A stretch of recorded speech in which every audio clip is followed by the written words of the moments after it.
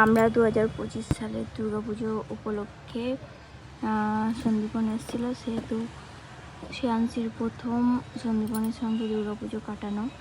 আর আমার এটা নিয়ে 2-3 বছর পর তো খুবই আনন্দে ছিলাম।